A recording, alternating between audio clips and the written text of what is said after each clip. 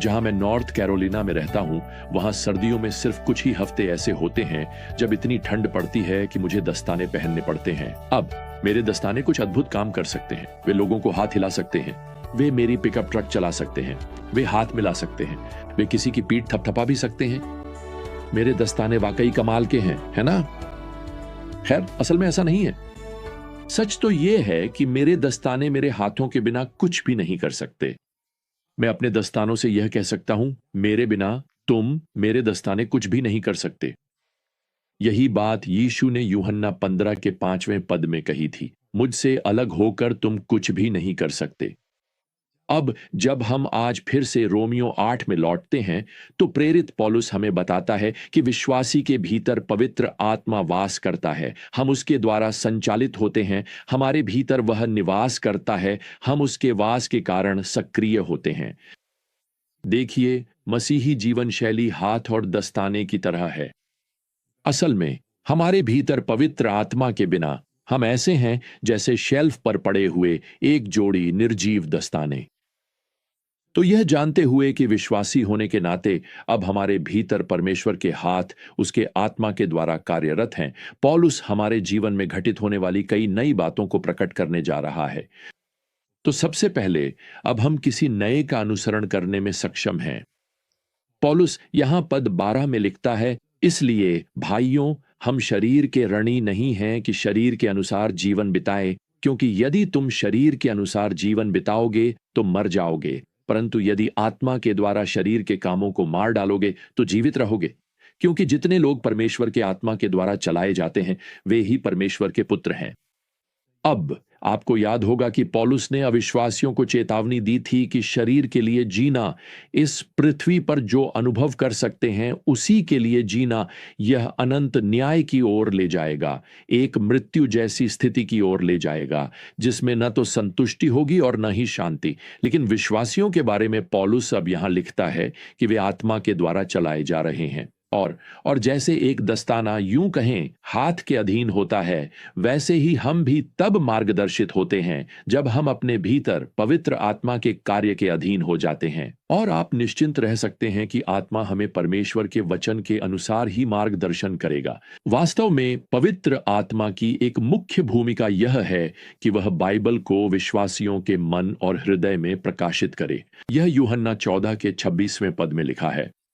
इसलिए आत्मा के द्वारा मार्गदर्शित होना परमेश्वर के वचन का अध्ययन करने और उसकी आज्ञा मानने के लिए मार्गदर्शित होना है। बहुत से लोग इस बारे में अलग अलग राय रखते हैं कि आत्मा के द्वारा मार्गदर्शित होने का क्या अर्थ है, लेकिन मैं आपको बताना चाहता हूं, इनमें से बहुत कुछ का परमेश्वर के वचन से कोई लेना देना नहीं है।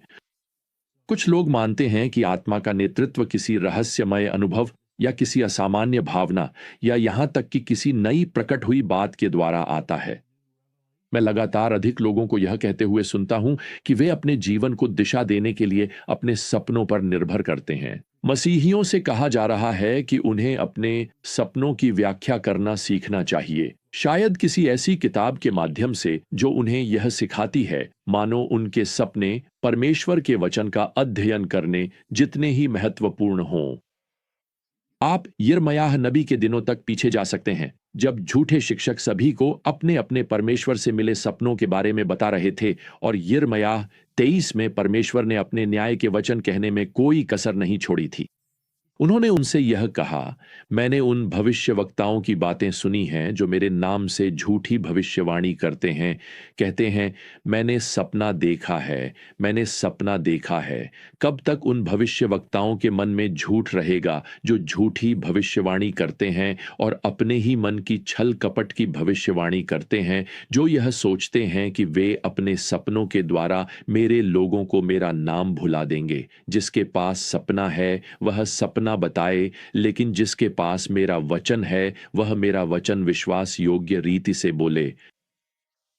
प्रियजनों, मुझे आपको बताने दीजिए, शैतान जानता है कि अगर वह आपको यह विश्वास दिला दे कि पवित्र शास्त्र आपके जीवन का मार्गदर्शन करने के लिए पर्याप्त नहीं है और न ही आत्मा का कार्य जो पवित्र शास्त्र के माध्यम से आपके जीवन में लागू होता है, तो शैतान आपके जीवन में बड़ी जीत हासिल कर लेगा। वह आपको ठीक उसी जगह ले आया है जहां उसने 6000 साल पहले हव्वा को अदन की वाटिका में रखा था, जब उसने कहा था, क्या सचमुच परमेश्वर ने ऐसा कहा था? आप जानते हैं, पवित्र आत्मा के द्वारा संचालित होना मतलब है कि हम किसी नए का अनुसरण कर रहे हैं। खैर, पौलुस इसमें और जोड़ते हैं, इसका यह भी अर्थ है कि अब हम किसी नए के हैं। पद 14 कहता है कि जो आत्मा के द्वारा संचालित होते हैं वे परमेश्वर के पुत्र हैं। फिर पद 15 जोड़ता है, तुम्हें पुत्रत्व की आत्मा मिली है जिसके द्वारा हम पुकारते हैं, अब्बा पिता। अब आज मैं यहां यह बात स्पष्ट करना चाहता हूं, जब हम दत्तक ग्रहण के बारे में सोचते हैं तो हम इसे एक बच्चे को एक परिवार से दूसरे परिवार में स्थानांतरित करने के रूप में देखते हैं। लेकिन पौलुस के समय में रोमन संस्कृति में इसका अर्थ एक विशेष समारोह से भी था, जिसमें पिता अपने ही पुत्र को गोद लेता था और उसे युवावस्था या प्रौढ़ावस्था में प्रवेश कराता था। दत्तक ग्रहण के इस समारोह में उसे उसके रोमन नागरिकता के सभी अधिकार मिल जाते थे। तो जब पौलुस यहां दत्तक ग्रहण की बात करते हैं तो इसका केवल यही अर्थ नहीं है कि हमने आदम के परिवार को छोड़ दिया है और अब हम परमेश्वर के परिवार के हैं, और यह सच है, लेकिन इसका यह भी अर्थ है कि हमें स्वर्ग के नागरिकों के रूप में पूर्ण अधिकार दिए गए हैं। और मैं आपको बताना चाहता हूं, इसका अर्थ है कि आपको अपने पिता की संपत्ति का उत्तराधिकारी बनने का अधिकार दिया गया है। यही बात पौलुस यहां पद 17 में कहते हैं, जब वे हमें मसीह के साथ सह उत्तराधिकारी कहते हैं। कल्पना कीजिए, इसका कुछ अर्थ क्या है। एक दिन आप पिता के घर में रहने के लिए जाएंगे, वह सोने और महिमा का नगर, तो आप उसे विरासत में पाएंगे। आप एक सिंहासन के उत्तराधिकारी होंगे और एक आने वाले राज्य के भी, जहां आप यीशु मसीह के साथ सहराज करेंगे। हम यह भी नहीं समझ सकते कि हमारे लिए भविष्य में क्या क्या रखा गया है। मैं इसमें यह भी जोड़ना चाहता हूं कि जब रोमन समाज में किसी बच्चे को गोद लिया जाता था तो उसकी पुरानी जिंदगी को हमेशा के लिए समाप्त मान लिया जाता था, यहां तक कि उसके सारे कर्ज भी माफ कर दिए जाते थे। उसे परिवार का नाम आगे बढ़ाने और पारिवारिक व्यवसाय संभालने का विशेषाधिकार भी दिया जाता था। इसी तरह प्रियजनों, जब आप मसीह में विश्वास लाए तो परमेश्वर पिता ने आपको अपनी शाश्वत परिवार में गोद ले लिया। उसने आपके सारे पापों का कर्ज माफ कर दिया और आपको मसीही नाम से परिवार का नाम आगे बढ़ाने का विशेषाधिकार दिया। जब आप उसकी सेवा करते हैं तो आप परिवार के लिए कार्य कर रहे हैं। अब उसकी आत्मा आपके भीतर वास करती है। वह आपको मार्गदर्शन दे रहा है, आपकी रक्षा कर रहा है और आपको यह सिखा रहा है कि अपने स्वर्गीय पिता की तरह कैसे चलना और बोलना है। तो पौलुस हमें बता रहे थे कि अब हम किसी नए का अनुसरण कर रहे हैं, हम अब किसी नए के हैं, और अब पौलुस आगे बताते हैं कि अब हमें किसी नए से बात करने का अधिकार मिला है, और यही सच्ची उपासना है। पौलुस यहां 15वीं आयत में लिखते हैं, हमें पुत्रत्व की आत्मा मिली है जिसके द्वारा हम पुकारते हैं, अब्बा पिता।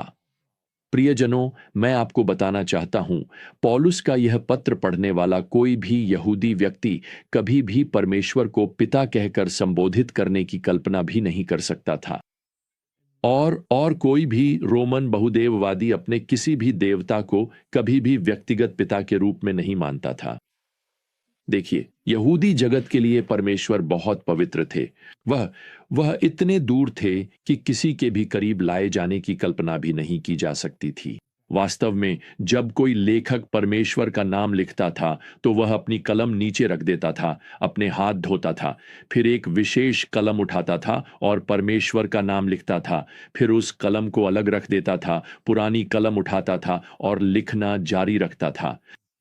अब यह निश्चित रूप से परमेश्वर के प्रति श्रद्धा को दर्शाता था, और सच कहें तो आज हमें इसकी ओर अधिक आवश्यकता है। लेकिन इसका दुखद पहलू यह था कि यह विचार था कि परमेश्वर दूर हैं।